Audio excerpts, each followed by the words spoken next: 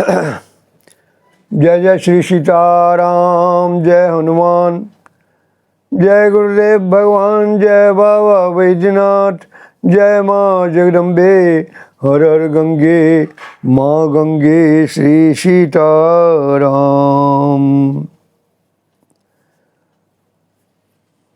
इससे पहले लंका में जब आग लग गई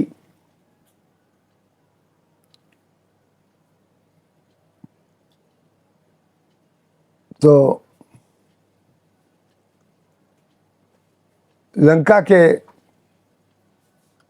लंकाधिपति रावण बादलों से वर्षा करवाने लगे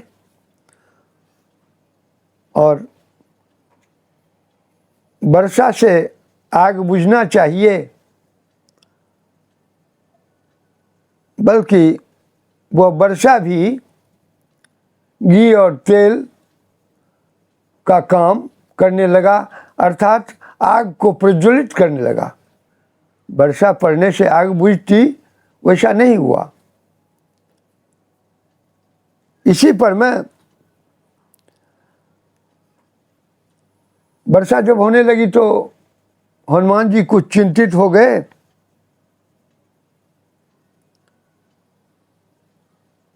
लेकिन एक चारण महात्मा थे।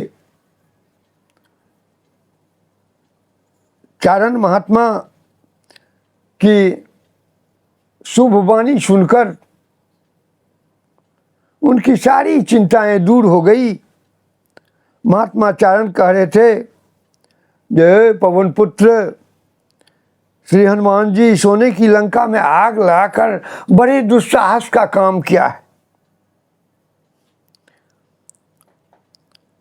घर में से भागे हुए राक्षसों, स्त्रियों, बालकों और वृद्धों का रुदन और चित्कार सारी लंका में छाया हुआ है। पर्वत की कंदराओं,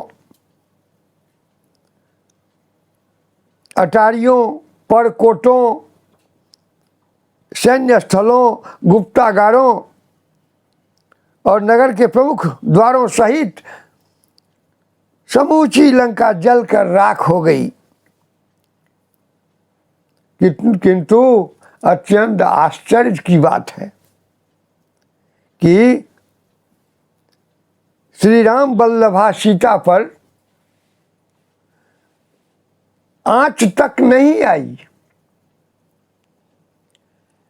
यही कथा लंका जलने के बाद इतना ही पर मैंने विश्राम लिया था।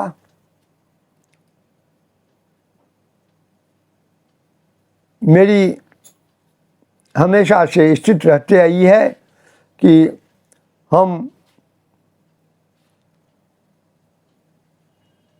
अपने श्रोता सागरों में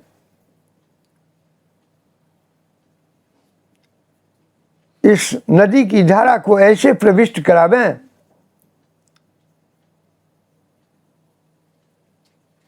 कि उन लोगों का हृदय ज्ञान से प्लावित हो जाए। इसीलिए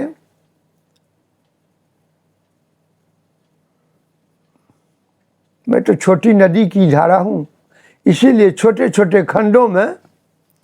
तो आज मैं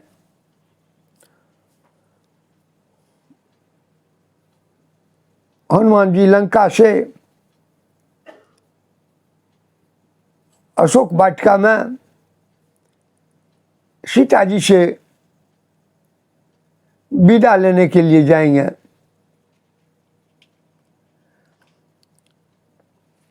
जय जय श्री सीताराम। तो हर सात्विक श्री हनुमान जी अपने मुंह से जय ध्वनि किए, अत्यंत तीव्र गति से दौड़े जगत जननी जानकी की ओर। इधर हनुमान जी की कुशलता की चिंता में माता उदास बैठी थी। श्री पवन पुत्र ने दौड़कर माँ माँ कहते हुए उनके चरण कमलों पर सिर रख दिया। माँ के हृदय में वात्सल्य उमड़ पड़ा और नेत्र सजल हो गए।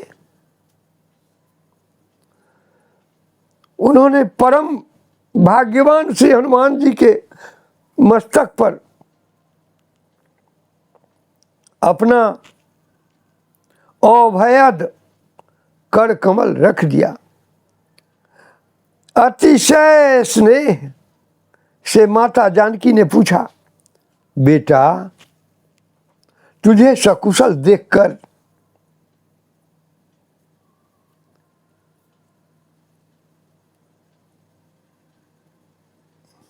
मेरा हृदय शीतल हो गया।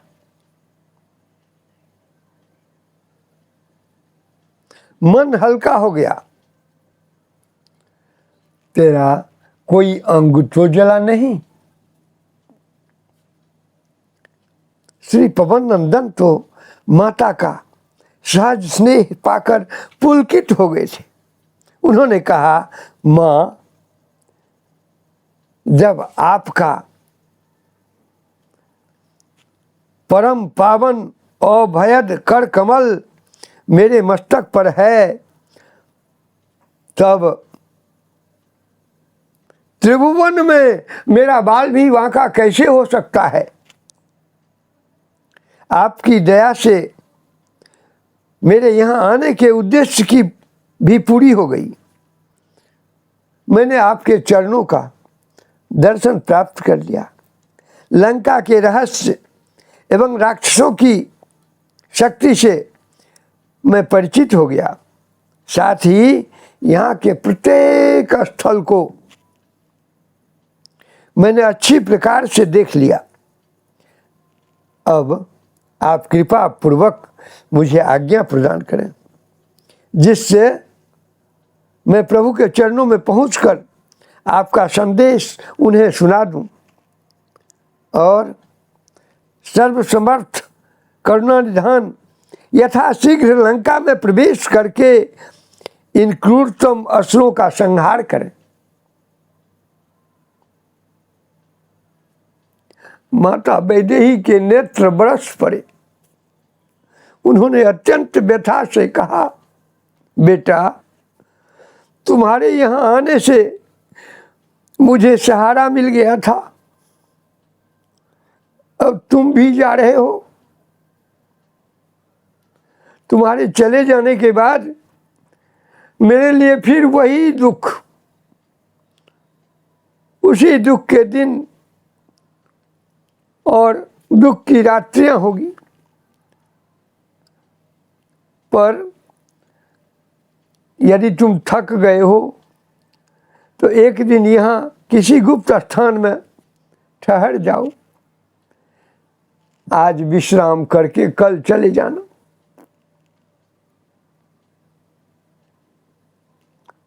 अत्यंत भक्ति एवं श्रद्धा पूर्वक पवन कुमार ने निवेदन किया, माँ प्रभु का कार्य संपन्न हुए बिना मुझे विश्राम कहाँ। आपका अमोघ आशीर्वाद मेरे साथ है। आपका अमोघ आशीर्वाद मेरे साथ है। मैं जिस वेग से यहाँ आया था उसी वेग से समुद्र पार कर जाऊंगा। वहाँ कोटि कोटि बानर भालू मेरी प्रतीक्षा करते होंगे। आपका समाचार पाकर उन सब के प्राण लौट जाएंगे। फिर तो बानरों की सेना के साथ प्रभु यहाँ आएंगे ही। आप दोनों को दिव्य सिंहासन पर एक साथ विराजमान देखकर ही हम लोग सुखी होंगे। भगवती सीता ने स्नेहपूर्वक पूछा, बेटा मेरे मन में एक संदेह अभी तक बना हुआ है। मैं समझती हूँ तीन ही प्राणियों में समुद्र को लांघने की शक्ति है, तुम में, गरुड़ में और पवन देव में। फिर बड़े बड़े बानरों, रीछों के सहायक होने पर भी महाबली सुग्रीव इस दुर्लंघ्य समुद्र को कैसे पार करेंगे? उनकी विशाल वाहिनी सहित सानुज प्रभु कैसे पार होंगे? श्री हनुमान जी विनय पूर्वक उत्तर दिया, माता बंदरों की शक्ति ही कितनी है, वे इस डाल से कूदकर उस डाल पर चले जाएंगे बस। किंतु परम प्रभु श्री राम जी की अपरिसीम शक्ति से सब संभव है। उनकी कृपा की कोर से अत्यंत छोटा सर्प भी महाबली गरुड़ को खा सकता है। सर्वथा पंगु गगन स्पर्शी गिरिवर को लांघने में समर्थ हो जाएगा। उन मन बुद्धि से परे अचिंत्य प्रभु के दर्शन कर समुद्र स्वयं मार्ग दे देगा। यदि उसने मार्ग देने में आनाकानी की तो उसे शुष्क कर देने के लिए सुमित्रा कुमार का एक ही सर पर्याप्त है। दूसरे, वानर राज सुग्रीव सहस्रों कोटि वानरों से घिरे हैं। उन शक्तिशाली कपिराज आपके उद्धार की प्रतिज्ञा कर ली है। उनके पास साधनों का अभाव नहीं है, आप धैर्य रखें।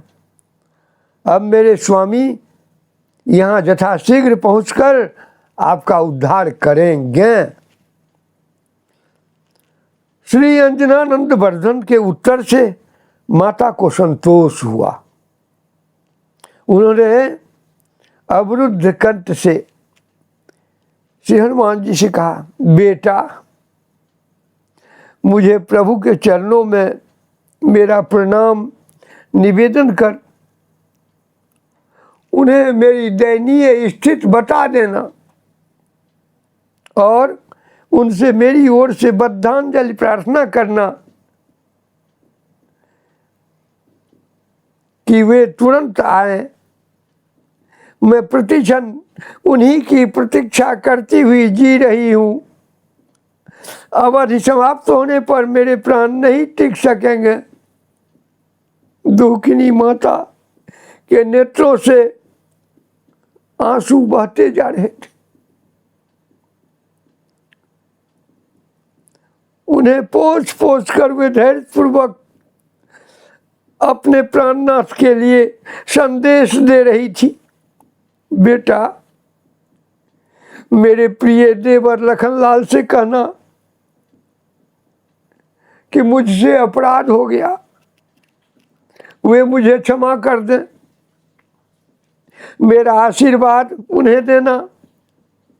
वानर राज सुग्रीव, जाम्बवान, युवराज अंगद आदि सबको मेरा आशीर्वाद देना। उन सब से कहना कि मैं आप लोगों के साथ प्रभु के आगमन की प्रतीक्षा में एक एक पल बिता रही हूँ। इतना कहकर कमल लोचना माता सीता ने आंचल से अपना मुंह ढक लिया।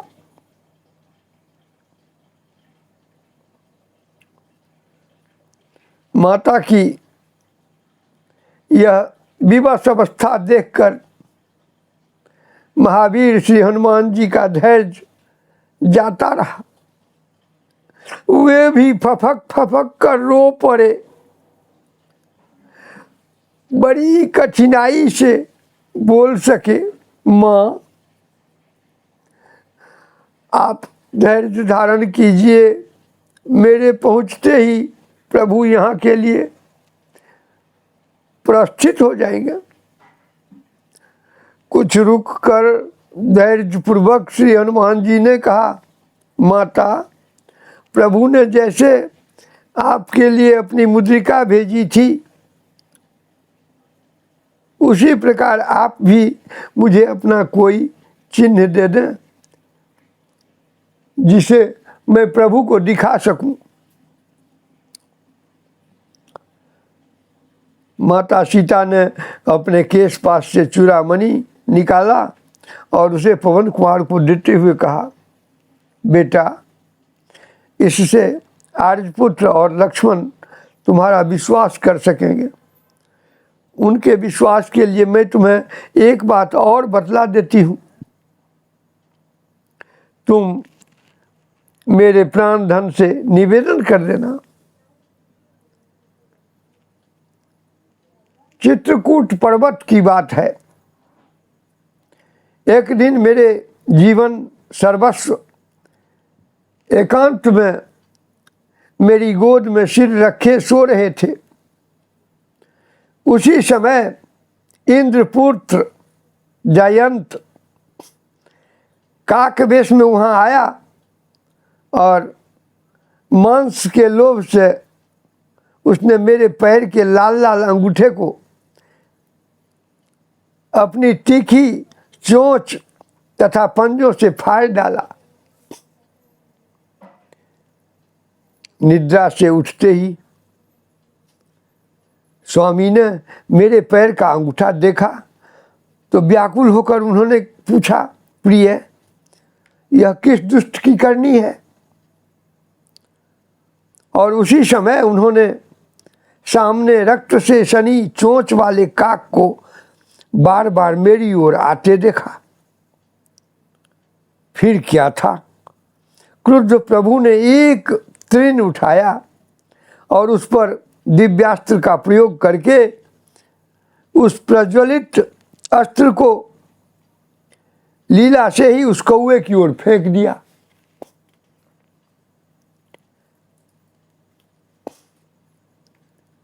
पहले ही मैं कह चुका हूं, यह कथा मैं अध्यात्म रामायण के आधार पर कह रहा हूं। ऐसा नहीं कि यह रामचरितमानस में नहीं है। कुछ कुछ अंतर होता है, उस अंतर का ख्याल नहीं कीजिएगा। कथा का उद्देश्य एक ही होता है।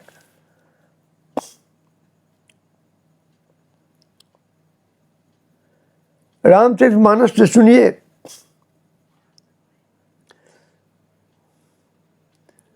एक बार चुनी कुसुम सुहाए, एक बार चुनी कुसुम सुहाए, निज कर भूषण राम बनाए, सीता ही पहिराए प्रभु सादर,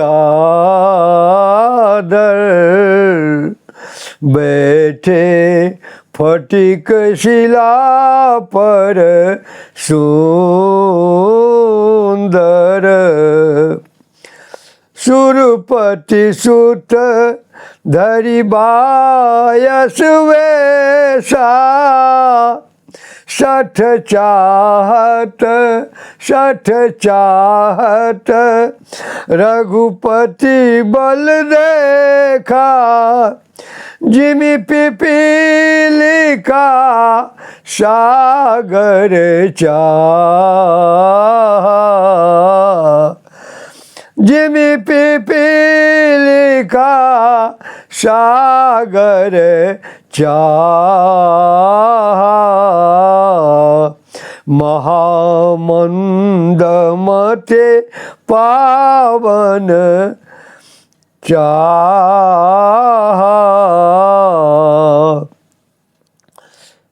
सीता चरण चोच हति भागा, मुंड मंदमति कारण कागा।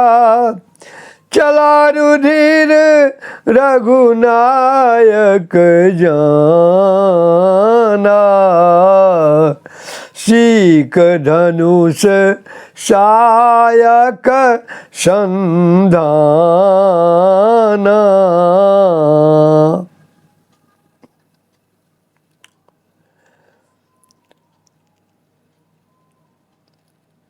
भयभीत काक प्राण लेकर भागा। वह तीव्रतम गति से भागा। जहां जहां गया वहां वहां वह प्रज्वलित अस्त्र उसके पीछे लगा दिख पड़ता था। जयंत, इंद्र और ब्रह्मादि के समीप गया, किंतु रामास्त्र के सम्मुख उसे किसी ने आश्रय नहीं दिया। विवश होकर प्रभो क्षमा करे, प्रभो अपराध क्षमा हो कहता हुआ वह प्रभु के चरणों में गिर पड़ा। दया निधान प्रभु ने उससे कहा, यह मेरा अस्त्र अमोघ है, अतएव तू अपनी एक आंख देखकर चला। उस काक ने अपने बाईं आंख दे दी और प्रभु से बार बार क्षमा याचना करता हुआ वह चला गया। बेटा, उन अपरिसीम अचिंत्य शक्ति संपन्न प्रभु से कहना वे शीघ्र पधारे। पवन नंदन ने माता के चरणों में सिर रख दिया और कहा, माता अब मुझे आज्ञा प्रदान कीजिए। माता के नेत्र पुनः बरस पड़े। आंसू पोंछते हुए उन्होंने कहा, बेटा हनुमान जाओ, पर प्रभु के साथ शीघ्र लौटना, देर न करना, तुम्हारा सर्वविध मंगल हो। श्री हनुमान जी ने सृष्टि स्थित संहारकारिणी जननी का आशीर्वाद प्राप्त कर मन ही मन श्री रघुनाथ जी के चरणों में प्रणाम किया और फिर उछलकर उत्तम अरिष्टगिरी पर चढ़ गए। उस शैलराज पर आरूढ़ हो वायुनंदन कपिश्रेष्ठ श्री हनुमान जी ने अपना शरीर बहुत विशाल बना लिया। वे दक्षिण से उत्तर दिशा में सागर पार करने के लिए बड़े वेग से उछले। श्री हनुमान जी के पैरों का दबाव पड़ने के कारण 30 योजन ऊंचा और 10 योजन चौड़ा हुआ शोभाशाली महीधर वृक्षों और ऊंचे शिखरों सहित तत्काल धरती में धंस गया। अरिष्टगिरी से उछलकर आकाश में पहुंचते ही महाबली वज्रांग श्री हनुमान जी ने भयानक गर्जना की, जिससे दिशाएं थर्रा उठी। आकाश जैसे फूट गया, मेघ तितर बितर हो गया, समुद्र उछलने लगा, गिरी श्रृंग टूट टूट कर गिरने लगे और समूची लंका हिल उठी। असुरों ने समझा भूकंप आया है। वीर राक्षस जहां थे वहीं कांप कर गिर पड़े।